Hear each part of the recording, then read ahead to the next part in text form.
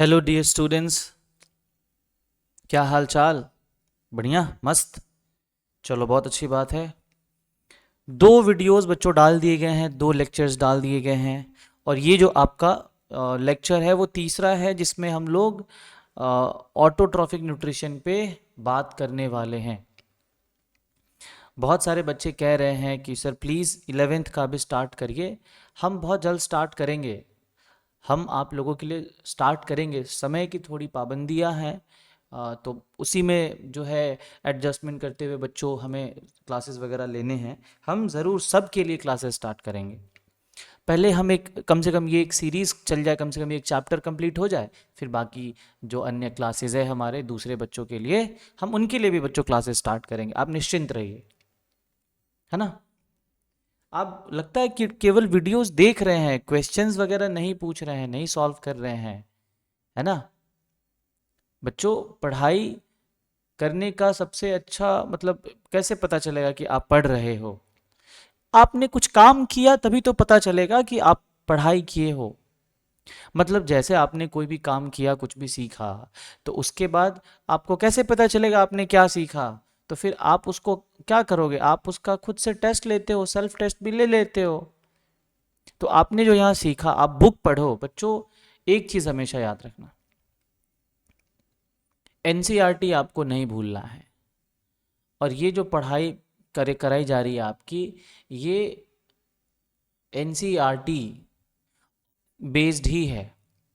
जो भी फैक्ट्स या डेटा लिए जा रहे हैं एनसीईआरटी के थ्रू ही लिए जा रहे हैं। एनसीईआरटी को आप कमज़ोर मत समझना। चलो फिर हम लोग पढ़ाई शुरू करते हैं, आगे बढ़ें। आप लोगों का बहुत प्यार मिल रहा है बच्चों, बहुत खुशी हो रही है। ऐसे ही प्यार जो है दिखाते रहिए। बाकी हम आपके लिए तैयारी करते रहेंगे और आपकी तैयारी भी कराते रहेंगे। बच्चों, ऑटोट्रॉफिक न्यूट्रिशन की जब हम बात करते हैं, तो जहाँ तक हमने हेटरोट्रॉफिक न्यूट्रिशन के टाइप्स और हेटरोट्रॉफिक न्यूट्रिशन को समझा था, वहीं पे हम अब ऑटोट्रॉफिक न्यूट्रिशन के बारे में बात करेंगे। इसके बारे में हमने पहले ही थोड़ा सा इंट्रोडक्शन लिया था कि इसमें वैसे ऑर्गेनिजम्स आते हैं जो अपना फूड खुद प्रिपेयर कर लेते हैं। जहाँ पे बच्चों इस वर्ड का मतलब ही हो जाता है, यहाँ पे एक वर्ड है ऑटो। आप यहाँ पे देख सकते हो, जब हम इस डेफिनेशन को पढ़ते हैं तो इसमें लिखा हुआ है the term autotroph is derived from Greek word. ठीक वैसे ही जैसे हेटरोट्रॉफ था, ठीक है, ये भी ग्रीक वर्ड से डेराइव है, जहाँ पे ऑटो का मतलब होता है बच्चों सेल्फ, और वही ट्रोफोस का मतलब नरिशमेंट या न्यूट्रिशन। यानी कि ये ऑर्गेनिजम्स अपना नरिशमेंट खुद करते हैं, फूड खुद ही बनाते हैं, और उसका यूटिलाइजेशन तो खुद ही करते हैं। तो आखिर इस मोड में होता क्या है, कैसे क्या होता है? ठीक है, तो इस मोड में मतलब इस ये वाला जो तरीका है न्यूट्रिशन का, इसमें जो ऑर्गेनिजम्स है बच्चों, वो अपना फूड खुद प्रिपेयर करेंगे। ये तो हमने देखा। या फिर सिंथेसाइज करेंगे। सिंथेसाइज मतलब बनाना, चीज़ों को एक साथ मिलाकर। ओन फूड, अपना फूड खुद बनाएंगे विद द हेल्प ऑफ, आपको जो हाईलाइटेड पॉइंट्स हैं आपको उनमें ज़्यादा ध्यान देना है, with the help of inorganic raw materials, है ना, इन the presence of sunlight, in the presence of sunlight and chlorophyll. एक चीज़ छूट गया है, मैं ऐड कर देता हूँ, इन the presence of sunlight and chlorophyll.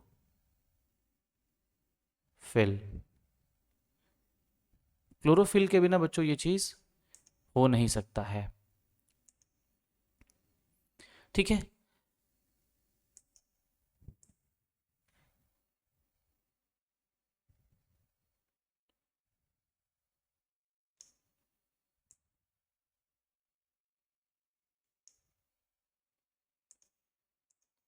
चलिए। तो all green plants some bacteria are autotrophs. इसमें आप एल्गी भी रख लीजिए, जिसके बारे में पहले ही बताया जा चुका है।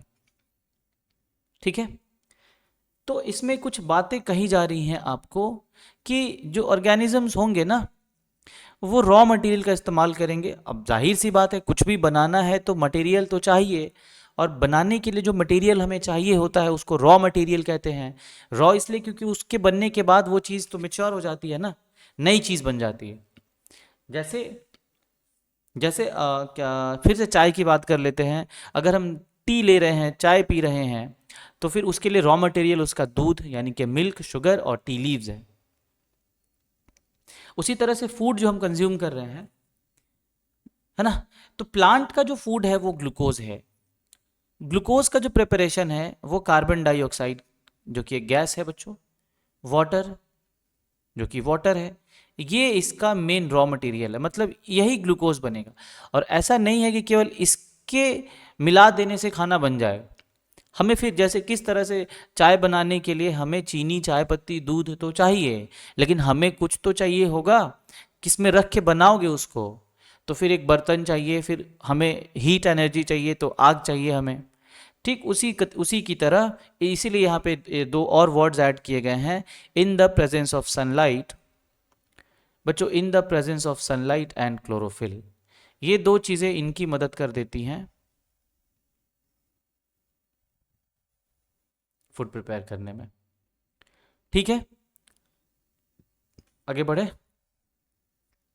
अब मैंने क्या किया है, ऑटोट्रॉफिक न्यूट्रिशन के भी जो दो मोड्स हैं उसे मैंने आपको अपनी तरफ से बताने की कोशिश करी है। क्योंकि देखिए, आपने अभी तक ये जाना है कि ऑटोट्रॉफिक न्यूट्रिशन जो है, मतलब उसमें फोटोसिंथेसिस आता है। फोटोसिंथेसिस यानी कि फोटोसिंथेसिस करने वाले जो भी ऑर्गेनिजम्स हैं वो सारे ऑटोट्रॉफ्स हैं।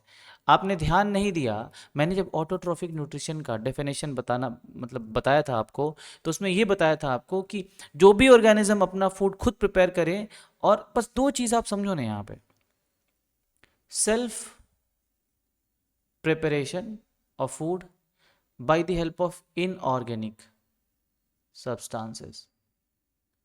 बस दो चीजें ऑटोट्रॉफ होने के लिए काफी हैं। तो आपको केवल प्लांट दिखाई देता है, क्या प्लांट ही है, एल्गी ही है? क्योंकि ये खुद अपना फूड प्रिपेयर करते हैं और इनको जो चीजें चाहिए वो इनऑर्गेनिक है। बच्चों, वो कोई भी हो सकता है जो किसी दूसरे ऑर्गेनिक मैटर से या फिर किसी दूसरे लिविंग ऑर्गेनिज्म से फूड ना लेकर के फूड को सेल्फ प्रिपेयर कर ले, वो ऑटोट्रॉफ हो सकता है। ठीक है, तो वही मैंने बताने की कोशिश यहां पे की है। तो ऑटोट्रॉफ के आप दो मोड समझिए, एक कीमोसिंथेसिस बोलते हैं। कीमो मतलब यहां पे केमिकल्स है, और सिंथेसिस मतलब बताया है आपको बनाना। ये एक ऐसा मोड है फूड बनाने का जहाँ पे केमिकल जैसे H2S, हाइड्रोजन सल्फाइड, सल्फेट, इनका यूज़ किया जाता है फूड बनाने के लिए। इसका जो एग्जाम्पल है बच्चों वो है एर्की बैक्टीरिया, ओल्डेस्ट बैक्टीरिया, या फिर यूँ कहिए धरती के, पृथ्वी के सबसे oldest organisms, most primitive organisms. ठीक है, ये आपको कौन हो गए, ये हो गया आपको आर्की बैक्टीरिया, बैक्टीरिया से भी पहले वाले बैक्टीरिया। क्योंकि बच्चों जाहिर सी बात है, उस समय वाटर तो था नहीं, वो तो वाटर वेपर के फॉर्म में था, क्योंकि उस समय टेम्परेचर काफ़ी ज़्यादा था। तो हाई टेम्परेचर में वाटर लिक्विड फॉर्म में कैसे स्टे कर सकता है, तो ये इनका यूज़ नहीं कर सकते थे। ठीक है, तो वाटर था नहीं, क्लोरोफिल अभी तक डेवलप हुआ नहीं है क्योंकि सेल अभी इतना डेवलप हुआ नहीं है, तो ये इनकी मजबूरी थी कि ये इनसे फूड अपना प्रिपेयर कर लेते थे और यूज़ करते थे। तो इन्होंने भी कहा किसी दूसरे ऑर्गेनिज्म पे डिपेंड रहा ये लोग भी, तो इन्होंने भी अपने फूड के लिए जो है इनऑर्गेनिक सब्सटेंसेस का यूज़ किया है, इसीलिए ये भी क्या है, ऑटोट्रॉफ्स। तो ऑटोट्रॉफ्स में ये कौन सा प्रोसेस फॉलो करते हैं, कीमोसिंथेसिस। अब ये जो हैं, आप इनको कीमो ऑटोट्रॉफ भी कह सकते हो। अब दूसरा मोड जो हम शुरू से पढ़ते आ रहे हैं, फोटोसिंथेसिस, तो ये वाला जो है यही है, process in which food is prepared by using CO2 and water in the presence of chlorophyll and sunlight, ये है फोटोसिंथेसिस। और वैसे ऑर्गेनिजम्स को अभी तक आप क्या कहते थे, ऑटोट्रॉफ, अब आप कहेंगे फोटो ऑटोट्रॉफ, याद रख लीजिए। अब आप क्या कहेंगे, फोटो ऑटोट्रॉफ। फोटो मतलब बच्चों लाइट हो जाएगा, ऑटो मतलब समझिएगा ऑटोट्रॉफ। तो green plants, blue green algae, यानी कि साइनोबैक्टीरिया और नॉर्मली एल्गी, ये सारे क्या है, फोटो ऑटोट्रॉफ्स। अब हम डिटेल में जाने वाले हैं फोटोसिंथेसिस के। फोटोसिंथेसिस बच्चों ये एक प्रोसेस है, केमिकल प्रोसेस भी है, मतलब फोटोकेमिकल और बायोसिंथेटिक प्रोसेस। कंप्लीट प्रोसेस जो है उसको फोटोसिंथेसिस कहते हैं, जहाँ पे इसका जो मेन मोटिव है बच्चों, इसका जो मेन मकसद है वो है बच्चों ग्लूकोज को बनाना, जो ग्लूकोज सबके लिए फूड बनने वाला है, इसका मेन मोटिव यही है। अब इस ग्लूकोज को प्रिपेयर करने के लिए न जाने कितने सारे काम होंगे जिन्हें हम देखने वाले हैं। तो फोटोसिंथेसिस को, पूरे फोटोसिंथेसिस प्रोसेस को हमने बांटा है दो स्टेप्स में। पहला जो स्टेप होगा उसको कहेंगे फोटोकेमिकल फेज, और दूसरा जो स्टेप होगा बच्चों उसको कहेंगे बायोसिंथेटिक फेज। इसमें आप देखेंगे कि लाइट का रोल थोड़ा सा ज़्यादा है, लाइट का रोल है इसमें, इसीलिए इसको लाइट रिएक्शन भी कहते हैं। और ये प्लांट का जो सेल होता है, याद करिए क्लास नाइन्थ में आपने पढ़ा होगा, सेल में, प्लांट के सेल में एक स्पेशल ऑर्गेनेल होता है जिसे हम बच्चों क्लोरोप्लास्ट कहते हैं। और यही वो पार्ट है जो प्लांट्स को फोटोसिंथेसिस करने में हेल्प करता है। कुछ याद आ रहा है? तो मैं डिटेल में बताऊंगा आगे। उसके बाद ये है बायोसिंथेटिक फेज। बायो मतलब फिर से लाइफ, लिविंग, मतलब यहां पे ना ग्लूकोज का फॉर्मेशन हो जाएगा। इस फेज में सिंथेसिस लिखा हुआ है ना, तो यहां पे ग्लूकोज फॉर्म कर जाएगा। देखिए यहां पे लिखा भी है फॉर्मेशन ऑफ कार्बोहाइड्रेट, और यहां पे लाइट के साथ जो भी रिएक्शन होने वाला है वो फोटोकेमिकल रिएक्शन में होगा। Any doubt? आगे बढ़े, चलिए। फोटोसिंथेसिस बहुत इंपॉर्टेंट टॉपिक, 2-3 क्वेश्चंस बन ही जाते हैं कई बार। Energy is essential for all life processes, जो मैंने आपको सबसे पहले वाले दिन ही बताया था फर्स्ट क्लास में, कि भाई एनर्जी, बाकी जो भी लाइफ प्रोसेसेस होने वाले हैं उन सब के लिए एनर्जी की रिक्वायरमेंट सबसे ज़्यादा, मतलब सबसे इंपॉर्टेंट है। बिना एनर्जी का तो बाकी कोई लाइफ प्रोसेस नहीं होगा। And all living organisms require nutrition, सबको न्यूट्रिशन की ज़रूरत है। So what is the ultimate source of nutrition on earth? इन सारे क्वेश्चन का आंसर मैंने पहले ही आपको बता दिया। आखिर न्यूट्रिशन का सबसे मेन, सबसे अल्टीमेट सोर्स क्या होगा? आप बताइए, इसका आंसर क्या होगा? फिर उसके बाद लिखा हुआ है the sun is the ultimate source of energy on earth. आप इसको इससे रिलेट मत कीजिएगा, the sun is the ultimate source of energy, ये न्यूट्रिशन नहीं है, एनर्जी की बात हो रही है। मैं आपको समझाता हूँ। कहता है कि अर्थ पे, जैसे मान लीजिए ये अर्थ है और बच्चों ये सन है, सन और ये अर्थ, तो अर्थ पे जो प्लांट्स लगे हुए हैं ये फूड बना सकते हैं क्योंकि इनको सनलाइट से एनर्जी मिलती है। फिर ये प्लांट्स बाकी दूसरों को एनर्जी देते हैं, तो जाहिर सी बात है कि प्लांट को एनर्जी सन देता है और फिर ये एनर्जी बाकियों को ट्रांसफ़र करी जाती है। तो सबसे बड़ा एनर्जी का सोर्स क्या हो जाएगा? तो सन हो जाएगा। कई बार इसके क्वेश्चंस भी पूछे गए हैं एग्जाम में। ठीक बात, चलिए। तो न्यूट्रिशन का जो सोर्स होगा बच्चों वो ग्लूकोज हो जाएगा, ग्रीन प्लांट्स हो जाएंगे। ठीक है। Energy from the sun is captured by plant. देखिए सन से जो लाइट निकलता है उसके साथ जो रेडिएशंस निकलते हैं उसमें जो एनर्जी होती है वो एनर्जी प्लांट्स के द्वारा एब्जॉर्ब कर लिया जाता है। और फिर प्लांट्स, और कौन एब्जॉर्ब करता है? वही क्लोरोफिल जो सुन रहे थे ना, वही ये एनर्जी को एब्जॉर्ब करता है जो क्लोरोप्लास्ट में प्रेजेंट होता है। ठीक है, तो ये जो है कन्वर्टेड इनटू यूजेबल फॉर्म। ठीक है, कन्वर्टेड इनटू यूजेबल फॉर्म, यानी कि जो लाइट एनर्जी यूज करी गई है, एब्जॉर्ब करी गई है, उसको यूजेबल फॉर्म में कन्वर्ट कर लिया जाता है। आप इसको ऐसे समझने की कोशिश करिए, जैसे मान लीजिए कि ये सन है, सन से लाइट निकल रहा है और लाइट के साथ साथ बहुत सारा रेडिएशन और एनर्जी भी आ रहा है। ठीक है, ध्यान से समझिएगा। आपने सोलर लाइट देखा होगा, सड़कों पे लगाया गया है आजकल, इको फ्रेंडली होता है। वो कैसे जलता है? आपको इसी से आंसर मिल जाएगा। मैं इसी का एग्जांपल देके आपको समझाता हूँ। आपने देखा होगा उस वहाँ पे एक पोल लगा होता है, पोल के बगल में एक बॉक्स होता है, शायद उसमें बैटरी होता है, शायद क्या बैटरी होता है। फिर आपने देखा होगा कि इस तरह से उसमें एक पैनल लगा होता है जिसको हम सोलर पैनल कहते हैं। इसको हमने सोलर पैनल कह दिया। और फिर बच्चों यहां से लाइट लगा होता है, आपने देखा होगा। तो आपने कभी सोचा ये जलता क्यों है? क्या ये लाइट सनलाइट से जल रहा है? नहीं, ऐसी बात नहीं है। देखिए, इसमें से जो एनर्जी आ रहा है ना, इसमें से सन के साथ जो एनर्जी आ रहा है, सोलर एनर्जी, वो होता क्या है कि वो सोलर पैनल पे पड़ता है।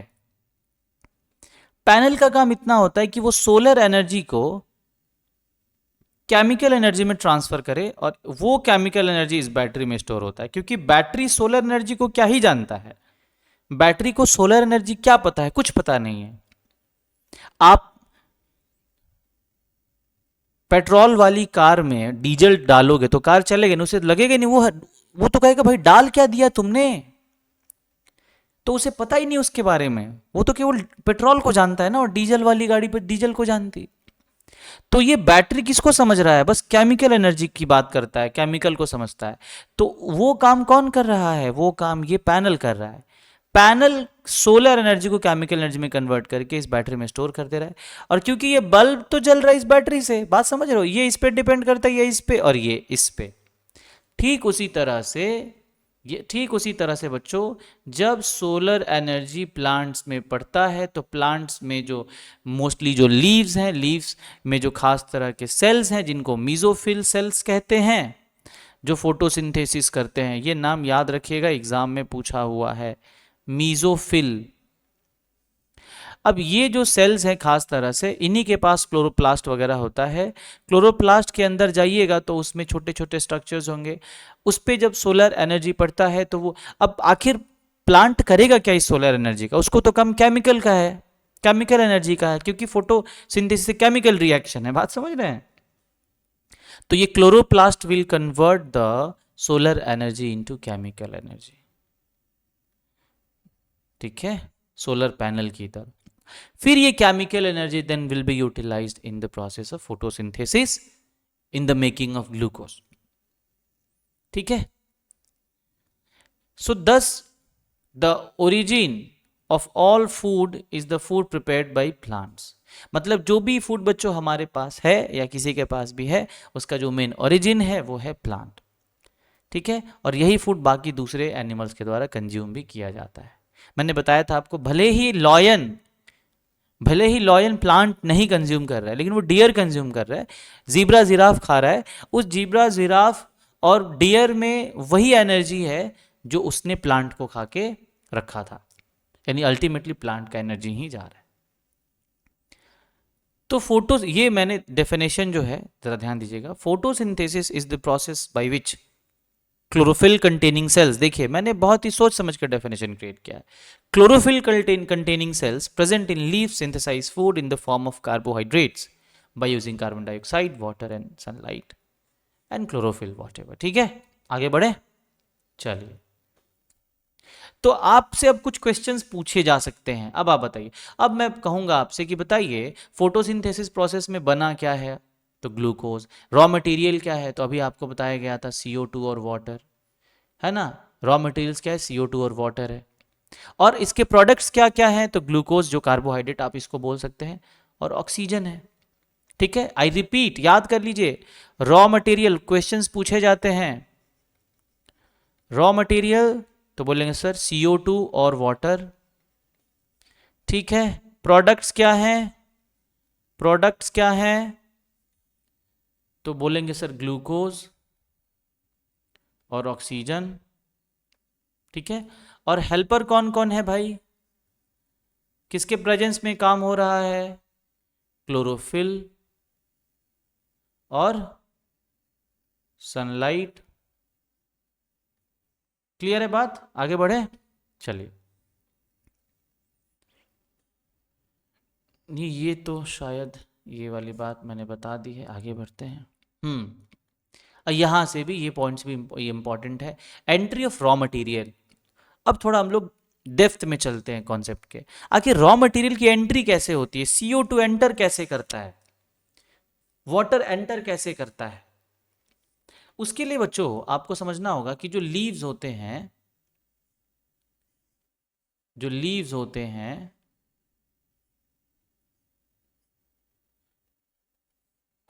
उनमें बहुत सारे स्टोमाटा होते हैं। और इन्हीं स्टोमाटा के बगल में वो कौन से वो सेल्स होते हैं, आपको फोटोसिंथेसिस करने वाले सेल्स होते हैं, मीजोफिल सेल्स होते हैं। ठीक है, तो पहले स्टोमाटा नोज की तरह है, आप देख सकते हैं यहां पे ये गार्ड सेल्स हैं। मैं आपको बताता चलो, देखिए दो काजू, काजू तो खाते हो ना तुम लोग, देखो काजू के शेप का स्टोमाटा होता है ऐसा,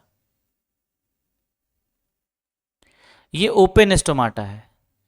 क्लोज्ड स्टोमाटा ऐसा होगा। ठीक है, तो जब ये ओपन होगा ना तो ये इसका दरवाजा खुल जाएगा और इसी से CO2 आएगा, ऑक्सीजन निकलेगा। तो एंट्री ऑफ रॉ मटेरियल किससे होता है, तो स्टोमाटा से। रेगुलेशन किस कौन करता है, मतलब खुलना बंद होना कौन करता है, तो यही दोनों करते हैं। इसी को हम लोग बोलते हैं गार्ड सेल्स, इन्हीं को हम लोग बोलते हैं गार्ड सेल्स। ये जब वाटर इनके पास पहुंचेगा तो ये फुल करके स्वेल अप हो जाएंगे, खुल जाएंगे। जब ये खुलेंगे तभी तो रिक्वायर्ड मटेरियल अंदर जाएगा। वैसे वाटर तो रूट से जाता है बच्चों, CO2 इसी से होके जाता है। वाटर तो रूट से जाएगा और उसमें हमारा सनलाइट भी हेल्प करता है। शायद इसलिए फोटोसिंथेसिस कब होता है, दिन में। एक तो लाइट से सन में जो एनर्जी है वो मिल जाता है, और दूसरा उसकी गर्मी से जो वाटर जो है, वाटर ऊपर तक पहुंच रहा है, वो भी एक इम्पॉर्टेंट रोल प्ले कर देता है, हेल्प हो जाता है। यानी पानी मिट्टी से गया डिफ्यूजन से, ऑस्मोसिस से पत्तों तक, और स्टोमाटा से क्या चला आया, CO2। दोनों चीजें चली गई किसके पास बच्चों, उन सेल्स के पास जो खाना बना रहे हैं, फोटोसिंथेसिस कर रहे हैं। तो स्टोमाटा का बहुत इंपॉर्टेंट रोल है यहाँ पे। गार्ड सेल्स होते हैं, इनका रेगुलेशन कौन करता है, ओपनिंग कौन करता है, तो जब वाटर पानी चढ़ेगा तभी ये खुलेगा, यानी कि दिन में ये खुलते हैं।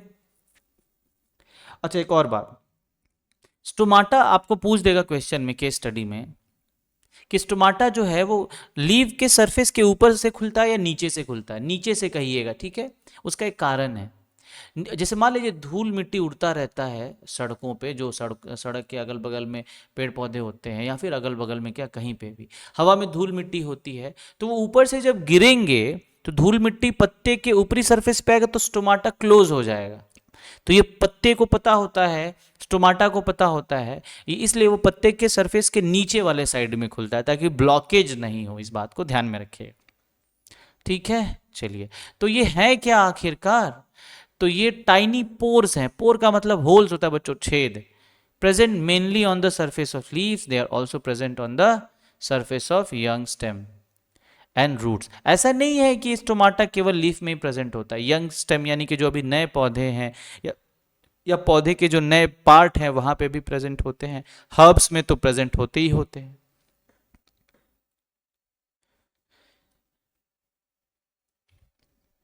चलो बच्चों, तो कहता है stomata consist of a stomatal opening और स्ट्रोमा। स्टोमा बच्चों सिंगुलर वर्ड है, which is surrounded by two distinct epidermal cells known as guard cells. इनको एपिडर्मल सेल्स भी कह सकते हैं। The opposing inner walls of the guard cells are thick and inelastic. कहता है अंदर का जो सेल है मोटा होता है, इनइलास्टिक होता है। इनइलास्टिक मतलब वो मूवमेंट नहीं कर सकता है, और जो रिमेनिंग वॉल्स हैं वो थिन और इलास्टिक होते हैं ताकि वो खुल सके और ओपन हो सके। ठीक है, तो बच्चों अभी फिलहाल हम लोग स्टोमाटा तक ही करते हैं, फिर अगली वीडियो में हम लोग बाकी का बात करेंगे। Thank you so much.